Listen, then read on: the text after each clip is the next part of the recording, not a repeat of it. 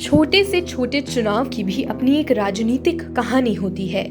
राजस्थान में पंचायत समिति और जिला परिषद के चुनाव के हालिया नतीजों से राज्य में कांग्रेस को बीजेपी से हार का सामना करना पड़ा है।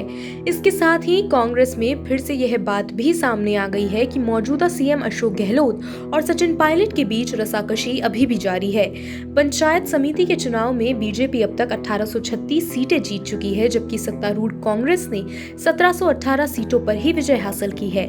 वहीं जिला परिषद के चुनाव में बीजेपी को 323 सीटें मिली, जबकि कांग्रेस ने 246 सीटें जीती है।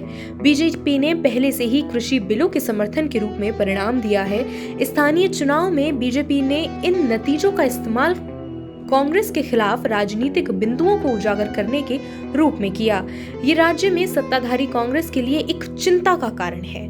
पार्टी में इस बात पर चर्चा शुरू हो गई है कि क्या इस हार से गहलोत और सचिन पायलट की लड़ाई पर कोई असर पड़ सकता है।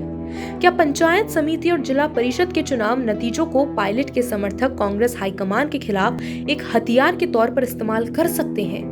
क्या अब ये समझाने की कोशिश होगी कि अशोक गहलोत अजय नहीं है, जैसा कि उनके समर्थक ऐसा बताते हैं।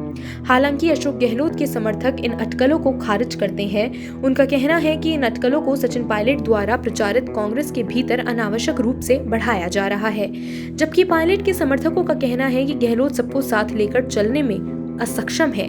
यही कारण है कि बीजेपी को स्थानीय चुनाव में इसका फायदा हुआ। वैसे सचिन पायलट के गहलोत के खिलाफ विद्रोह के बाद भी इस मामले का अभी तक कोई निपटारा नहीं हो पाया है।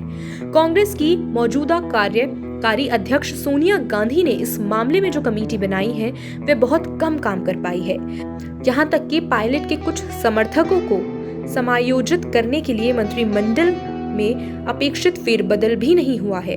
हाल ही में कांग्रेस राज्य प्रभारी अजय मकान ने कहा कि साल के अंत तक एक नया पीसीसी बनाया जाएगा, लेकिन पायलट के समर्थकों को उनके प्रतिनिधित्व की बहुत कम उम्मीद है। अपनी बातों को वजन देने के लिए सचिन पायलट समर्थकों ने हैदराबाद नगर निगम चुनाव के हालिया परिणामों का हवाला दिया है। यहाँ बीजेपी 4 से 48 सीटों पर चली गई।